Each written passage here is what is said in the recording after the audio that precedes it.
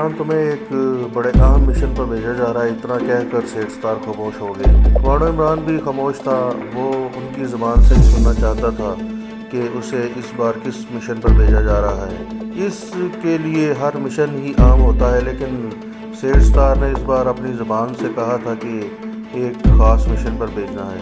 ستار صاحب نے ایک دو لمحے کے توقف کے بعد کہا، یہ مشن اس اعتبار سے بھی بہت اہم ہے کہ اس میں تمہاری ذہانت اور تمہاری سراغ رسانی کی صلاحیت کا بھی امتحان ہے۔ اس کے بعد سیٹھ ستار نے ایک بار پھر سلسلہ کلام شروع کر دیا اور سرہانے کے نیچے رکھے ہوئے سگریٹ کا ایک پیکٹ نکال کر ایک سگریٹ سلگایا اور عمران کے چہرے پر نظریں جماتے ہوئے بولے، اس حقیقت سے تم سے زیادہ اور کون باخبر ہوگا کہ بھارت نے شروع دن سے ہی پاکستان کے وجود کو تسلیم نہیں کیا۔ وہ کہ ہمیں پاکستان سے لے کر اب تک اپنے مذموم کوششوں میں مصروف رہا ہے، کسی طرح سے پاکستان کے وجود کو ختم کرنا چاہتا ہے۔ اس نے کئی بار اپنی پوری فوجی طاقت کے ساتھ پاکستان پر حملہ کیا، لیکن ہر بار شکست کا منہ دیکھنا پڑا۔ بھارت کے جارحانہ عزائم میں کمی واقع نہیں ہوئی، بلکہ ان عزائم میں پہلے سے زیادہ شدت اختیار کر لی ہے۔ ایٹمی طاقت بننے کے بعد وہ طاقت کے نشے میں آپے سے باہر ہو رہا ہے۔ اگر اس کے جواب میں پاکستان بھی ایٹمی دھماکہ نہ کرتا تو بھارت ہمارے خلاف کچھ بھی کر سکتا تھا۔ اس کے وجود میں اپنی ایٹمی طاقت کی جدید سے جدید ترین مہنگی ٹیکنالوجی میں دن بدن اضافہ کرنے میں مصروف ہے۔ پاکستان بھارت کے ان مذموم عزائم سے بے خبر نہیں۔ پاکستان اپنی بقا و سلامتی کے لیے دشمن کی نقل و حرکت پر گہری نظر رکھتے ہوئے اس کے ہر حربے کو ناکام بنانے کے واسطے جوابی کارروائی کے لیے اپنے آپ کو تیار رکھتا ہے۔ اپنے دفاع کے لیے پاکستان کو ایسا کرنا پڑتا ہے۔ اس کے لیے ہمیں بھارت کی خفیہ ایجنسیوں کی بھی سرگرمیوں پر کڑی نظر رکھنی پڑتی ہے۔ اس سلسلے میں ہمیں اپنے خفیہ ذرائع سے معلوم ہوا ہے کہ بھارت کی حکومت نے اپنے حلیف اور عالم اسلام کے دشمن اسرائیل کی مدد سے فرانس کی حکومت سے ایک خفیہ معاہدہ کیا ہے، جس کی روح سے بھارت بھاری مقدار میں نیوکلیئر مٹیریل اسرائیل کے توسط سے حاصل کرے گا۔ یہ نیوکلیئر مٹیریل بھارت کی ایٹمی طاقت میں اس قدر اضافہ کر دے گا کہ وہ جتنے چاہے نیوکلیئر بم بنا کر تیار کر سکتا ہے، اور ان میں سے ہر بم ہیروشیما پر گرانے والے بم سے 1000 گنا زیادہ طاقتور ہوگا۔ سیٹھ ستار نے سگریٹ کا کش لگانے کے لیے سلسلہ کلام تھوڑی دیر کے لیے منقطع کیا تو عمران نے پوچھا، کیا امریکہ CIA اس خطرناک معاہدے سے باخبر ہے؟ سیٹھ ستار بولے، یہ کیسے ہو سکتا ہے کہ امریکہ کے خفیہ ادارے کو خبر نہ ہو؟ لیکن امریکہ خاموش ہے، اس لیے کہ امریکہ اسلام کا دشمن نمبر 1 ہے۔ وہ مسلمانوں کے خلاف بھارت کو زیادہ سے زیادہ طاقتور دیکھنا چاہتا ہے۔ عمران نے دوسرا سوال کیا، کیا یہ نیوکلیئر مٹیریل انڈیا پہنچ چکا ہے؟ سیٹھ ستار نے کہا، ہماری خفیہ اطلاعات کے مطابق یہ نیوکلیئر مٹیریل اس ہفتے بھارت پہنچ جائے گا اور اس کے فوراً بعد اس کی پروسیسنگ کا کام شروع ہو جائے گا۔ عمران نے پوچھا، یہ ایٹمی مواد کیسے انڈیا لایا جا رہا ہے، کہاں لایا جا رہا ہے اور کس کی پروسیسنگ کا کام کس مقام پر شروع ہوگا؟ سیٹھ ستار بولے، وہی میں تمہیں بتانے والا تھا، یہ ایٹمی مواد انتہائی خفیہ طریقے سے بھارت لایا جا رہا ہے، یہاں تک کہ ہمارے آدمی کو یہ بھی علم نہیں ہو سکا کہ یہ مواد بھارت میں سمندری راستے سے داخل ہوگا یا ہوائی راستے سے داخل ہوگا، لیکن یہ معلوم ہو چکا ہے کہ کس جگہ اس کی پروسیسنگ ہوگی اور کس جگہ یہ پہنچے گا۔ یہ ساری رپورٹ ہمارے پاس آ گئی ہے۔ اب میری بات غور سے سننا۔ وسطی بھارت کے جنوب مشرقی خطے میں صوبہ آندھرا پردیش واقع ہے۔ یہ 47 سے پہلے بھارت میں مسلمانوں کی سب سے بڑی اسلامی ریاست تھی۔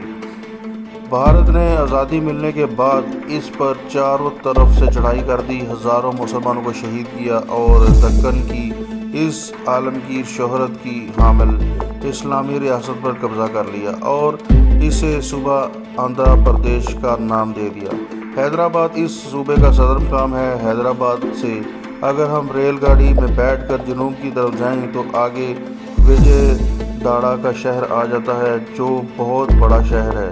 وجے دھاڑا سے تھوڑے سے ہی فاصلے پر کنٹور نام کا ایک ساحلی شہر ہے، جو بھارت کے مشرق ساحل کی ایک بندرگاہ ہے۔ حیدرآباد دکن سے کنٹور کی بندرگاہ کا فاصلہ اتنا ہی ہے جتنا لاہور سے راولپنڈی کا درمیانی فاصلہ ہے۔ اس بندرگاہ کے جنوب میں 6-7 میل دور بے شمار چھوٹی چھوٹی چٹانیں پھیلی ہوئی ہیں۔ ان میں سے ایک اونچی چٹان پر ایک پرانے لائٹ ہاؤس کا مینار ہے۔ یہ لائٹ ہاؤس مدت ہو چکی ہے بند ہو چکا ہے، اب اس پر روشنی نہیں ہوتی۔ اس کی جگہ وہاں سے بہت آگے سمندر کے اندر جا کر دوسرے لائٹ ہاؤس تعمیر کیے گئے ہیں۔ یہ پرانے لائٹ ہاؤس ویران پڑا ہے۔ ہمیں بتایا گیا ہے کہ اس لائٹ ہاؤس میں نیچے جو تہہ خانہ ہے جہاں کبھی لائٹ ہاؤس کا سٹور ہوتا تھا، وہاں خفیہ طور پر ایک عارضی لیبارٹری بنائی گئی ہے جہاں انتہائی رازداری میں فرانس سے درآمد کیے جانے والے نیوکلیئر مٹیریل کی پروسیسنگ کا کام ہوگا۔ سیٹھ ستار نے کہا، اس بارے میں قطعی طور پر کچھ بھی کہا جا سکتا ہے، لیکن یقینی طور پر اس کام میں 2.5-3 ماہ ضرور لگیں گے کیونکہ یہ بڑا نازک اور حساس عمل ہے۔ اتنے میں عبداللہ چائے کی چینک اور 2 پیالیاں لے آیا۔ سیٹھ ستار خاموش ہو گئے۔ عبداللہ چائے کا سامان رکھ کر چلا گیا۔ یہاں بس ایسی ہی چائے ملتی ہے۔ پھر مسکراتے ہوئے بولے، میاں تمہیں یہاں میں اپنے ریسٹورنٹ والی چائے پیش نہیں کر سکتا۔ عمران نے کہا، انشاءاللہ بہت جلدی ریسٹورنٹس میں بھی بیٹھ کر چائے پئیں گے۔ سیٹھ ستار نے چائے کے 2-3 گھونٹ بھرے اور پیالی ٹپائی پر رکھ کر کہا، میرا خیال ہے کہ میں نے اب تک تمہیں جو کچھ بتایا ہے اسے تم نے اپنے اچھی طرح ذہن نشین کر لیا ہے۔ جی ہاں، آپ فکر نہ کریں، عمران نے جواب دیا۔ سیٹھ ستار نے اپنی بات کو آگے بڑھاتے ہوئے کہا، تمہارا مشن یہ ہے کہ تمہیں پرانے لائٹ ہاؤس والے تہہ خانے کو نیوکلیئر مٹیریل سمیت دھماکے سے اڑانا ہے، لیکن اس سے بھی اہم مشن یہ ہے کہ تمہیں اس نیوکلیئر مٹیریل کا خفیہ کوڈ بھی معلوم کرنا ہے۔ جب تک اس قسم کا ایٹمی مواد کسی دوسرے ملک کو برآمد کیا جائے گا تو اس کا ایک خفیہ کوڈ نمبر ہوتا ہے۔ یہ خفیہ کوڈ نمبر برآمد کرنے والے ملک کے سائنسدانوں نے نیوکلیئر مواد کی پوری قوت اور اس کی مہلک صلاحیتوں کو سامنے رکھ کر رکھا ہوتا ہے۔ چنانچہ تمہارے سامنے اس وقت 2 مشن ہیں۔ نمبر 1، تمہیں کنٹور کی بندرگاہ کے ساحلی سمندر والے پرانے لائٹ ہاؤس کو اس وقت دھماکے سے تباہ کرنا ہے جس وقت اس تہہ خانے میں نیوکلیئر مٹیریل کی پروسیسنگ کا کام جاری ہو۔ نمبر 2، تمہیں اس نیوکلیئر مواد کا خفیہ کوڈ بھی معلوم کرنا ہوگا۔ عمران نے سوال کیا، یہ نیوکلیئر مٹیریل کس شکل میں ہے اور کس حالت میں وہاں سٹور کیا جاتا ہے؟ سیٹھ ستار بولے، مجھے یہی بتایا گیا ہے کہ یہ مواد بڑے بڑے سلنڈروں کی شکل میں بھارت پہنچایا جا رہا ہے۔ ان سلنڈروں کی تعداد 10 بھی ہو سکتی ہے اور 12 بھی ہو سکتی ہے۔ سلنڈر پرانے لائٹ ہاؤس کے تہہ خانے میں رکھے جائیں گے۔ عمران نے پوچھا، جب ہم لائٹ ہاؤس کو اڑا دیں گے تو کیا یہ سلنڈر بھی ساتھ ہی پھٹ جائیں گے؟ سیٹھ ستار نے کہا، یہ سلنڈر بڑے زبردست دھماکوں کے ساتھ پھٹتے ہیں۔ کیا ان کے پھٹنے سے تبکاری بھی پھیلے گی؟ عمران نے پوچھا۔ سیٹھ ستار کہنے لگے، میں نے بھی اپنے متعلقہ خفیہ اداروں سے پوچھا تھا، مجھے بتایا گیا کہ نیوکلیئر مواد والے سلنڈر بارود کے دھماکے سے پھٹ جائیں گے ضرور، اور بہت بڑا قیامت خیز دھماکہ بھی ہوگا، لیکن اس سے تبکاری پیدا نہیں ہوگی کیونکہ ابھی یہ مٹیریل خام ہوگا۔ سلنڈروں کے پھٹنے سے یہ مٹیریل جل کر راکھ ہو جائے گا، لیکن اس کا ایٹمی دھماکہ نہیں ہوگا۔ دونوں آہستہ آہستہ چائے پینے لگے۔ سیٹھ ستار بولے، ظاہر ہے یہ کام تم اکیلے نہیں کر سکو گے، اتنے بڑے مشن کے لیے تمہیں ساتھ کسی گائیڈ یا مددگار کی بھی ضرورت ہوگی، خاص طور پر ایسے آدمی کا ہونا ضروری ہے جو اس علاقے کی زبان روانی سے بولتا ہو اور جو اس سارے علاقے سے واقف ہو۔ یہی بات میں آپ سے پوچھنے والا تھا، عمران نے کہا۔ سیٹھ ستار کہنے لگے، اس کی تم فکر نہ کرو، اس کا پورا انتظام کر دیا گیا ہے۔ تم ممبئی سے حیدرآباد اور حیدرآباد سے دکن سے وجے واڑہ تک اکیلے سفر کرو گے۔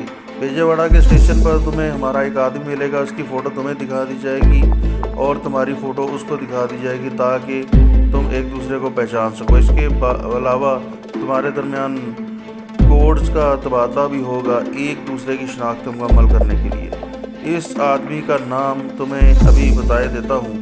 سیٹھ ستار نے عمران کو اس آدمی کا نام بتایا جو اس راز میں شامل ہے۔ ہم اس کا ایک فرضی نام رکھ رہے ہیں، یوں سمجھ لیں کہ اس مجاہد کا نام ہاشم خان ہے۔ ستار صاحب نے عمران کو ہاشم کا حلیہ زبانی بھی بتا دیا اور کہنے لگے، ہاشم خان دھماکہ خیز مواد تیار کرنے کا ماہر ہے اور اسلام اور پاکستان کی سلامتی اور بقا کی خاطر اپنی جان تک قربان کرنے کا جذبہ رکھتا ہے۔ وجے واڑہ کے اسٹیشن سے وہ خود تمہاری رہنمائی کرے گا۔ اب مجھے تمہیں یہ بتانے کی ضرورت نہیں کہ تمہیں وہاں پر پہنچنے کے بعد کیا کرنا ہے، ہاشم خود تمہیں گائیڈ کرے گا۔ عمران نے پوچھا، آپ کے خیال میں مجھے کب اس مشن پر روانہ ہونا چاہیے؟ کیونکہ بقول آپ کے فرانس سے خطرناک نیوکلیئر مٹیریل کی بھارت میں درآمد ابھی 2-3 ہفتے بعد ہوگی۔ سیٹھ ستار بولے، بھائی وہاں تمہیں بہت زیادہ تیاری کرنی ہوگی، تمہیں وہاں پہلے پہنچ جانا چاہیے۔ آپ حکم کریں، میں آج ہی جانے کو تیار ہوں۔ عمران نے کہا۔ ستار صاحب کچھ سوچ کر کہنے لگے، بمبئی سینٹرل سے دکن کوئین رات کو 10 یا 10:15 بجے چلتی ہے۔ سردار جی جو تمہیں یہاں تک لائے تھے وہی تمہیں اپنی حفاظت میں ٹرین میں سوار کروا دیں گے۔ کمانڈو عمران نے وہ سارا دن سیٹھ ستار کی خفیہ قیامگاہ میں گزارا۔ رات دونوں نے کوٹری میں بیٹھ کر اکٹھے کھانا کھایا اور آئندہ کے مشن کے بارے میں مزید گفتگو کرتے رہے۔ سیٹھ ستار نے ایک آدمی کے ہاتھ سکھ سردار کو پیغام بھجوایا تھا۔ وہ ٹھیک رات کے 8:30 بجے اپنی پرانی سی گاڑی لے کر آ گیا۔ سیٹھ ستار نے عمران کو ایک لفافہ تھماتے ہوئے کہا، اس میں تمہارے اخراجات ہیں اور کچھ روپے ہیں، باقی تمہیں جس چیز کی ضرورت ہوگی وہ ہاشم فوراً وہاں پہ تمہیں مہیا کر دے گا، اس کی تم فکر نہ کرنا۔ وجے واڑہ میں تم لباس تبدیل کر لینا۔ اب جاؤ، اللہ کے حوالے، خدا تمہارا حامی و ناصر ہو۔ کمانڈو عمران سیٹھ ستار سے ہاتھ ملا کر گاڑی میں بیٹھ گیا۔ سیٹھ ستار نے اسے اللہ حافظ کیا اور سردار جی پہلے سے ہی ڈرائیونگ سیٹ پر بیٹھے تھے۔ انہوں نے گاڑی سٹارٹ کی اور گاڑی چل پڑی۔ سردار جی رات کے اندھیرے میں ایک نسبتاً کھلے راستے سے گئے۔ اس طرف درخت اتنا زیادہ نہیں تھا۔ انہیں ممبئی شہر کے آس پاس کے علاقے میں پہنچتے پہنچتے رات کے 9:45 بج گئے۔ جس وقت یہ لوگ ممبئی سینٹرل اسٹیشن پر پہنچے تو اسٹیشن کی گھڑی رات کے 10 بجا رہی تھی۔ اسٹیشن پر کافی رش تھا۔ سردار جی نے عمران کو ایک طرف ستون کے پیچھے کھڑا ہونے کو کہا اور خود ٹکٹ لینے چلے گئے۔ تھوڑی دیر بعد ٹکٹ لے کر واپس آ گئے اور بولے، ٹرین ٹھیک وقت پر روانہ ہو رہی ہے۔ جس پلیٹ فارم پر دکن کوئین کھڑی تھی وہاں کافی مسافر تھے۔ عمران ارد گرد کے ماحول کا بھی جائزہ لے رہا تھا۔ پلیٹ فارم پر حسب معمول ریلوے پولیس کے سپاہی ادھر ادھر موجود تھے۔ ملٹری پولیس کا کوئی جوان نظر نہیں آ رہا تھا۔ عمران ٹرین کے ایک 3rd کلاس کے ڈبے میں سوار ہو گیا۔ سردار جی کہنے لگے، ٹرین صبح کے وقت حیدرآباد پہنچے گی، یہی گاڑی آگے وجے واڑہ بھی جائے گی۔ اس کے بعد سردار جی نے جیب سے ایک چھوٹا سا لفافہ نکال کر عمران کو دیا اور آہستہ سے کہا، اس میں اپنے اس آدمی کی فوٹو ہے جو تمہیں وجے واڑہ کے اسٹیشن پر لینے آئے گا، باقی خفیہ کوڈ کے الفاظ یہ ہوں گے۔ اس کے بعد سردار جی نے عمران کو ایک مختصر سا جملہ بتایا اور کہا، یہ جملہ اپنا ہاشم خان کو بول دینا، اس کے جواب میں وہ تمہیں کچھ بولے گا۔ اور سردار جی نے وہ جملہ بھی عمران کو بتا دیا جو ہاشم خان نے بولنا تھا۔ سردار جی نے کہا، ان جملوں کو اچھی طرح سے یاد کر لینا۔ اتنی دیر میں گارڈ کی سیٹی بجا دی گئی۔ جو مسافر پلیٹ فارم پر کھڑے تھے وہ دوڑ کر ٹرین میں سوار ہو گئے۔ چند لمحوں کے بعد ٹرین ممبئی سینٹرل اسٹیشن سے نکل گئی اور اپنی منزل کی طرف گامزن ہو گئی۔ عمران نے سب سے پہلے سردار جی کا دیا ہوا لفافہ کھول کر اس میں ہاشم خان کی فوٹو نکال کر دیکھی۔ 40-45 سال کا آدمی لگ رہا تھا۔ داڑھی مونچھیں صاف تھی، نقش بڑے تیکھے تھے اور آنکھوں میں ذہانت کی چمک تھی۔ سر کے بال گھنے اور گھنگریالے تھے، رنگ سانولا لگتا تھا۔ یہ وہ شخص تھا جو وجے واڑہ کے اسٹیشن پر اس سے ملنے والا تھا اور جس نے اس مشن میں گائیڈ اور مددگار کا رول ادا کرنا تھا۔ عمران نے اس کی شکل اچھی طرح سے ذہن نشین کر لی۔ دوسرا لفافہ کھولا جو اسے سیٹھ ستار نے دیا تھا۔ اس لفافے میں 100 اور 10 روپے کے نوٹوں کی شکل میں 4000 روپے تھے۔ عمران نے دونوں لفافے اپنے ٹھنڈی جیکٹ کی اندر والی جیب میں رکھ لی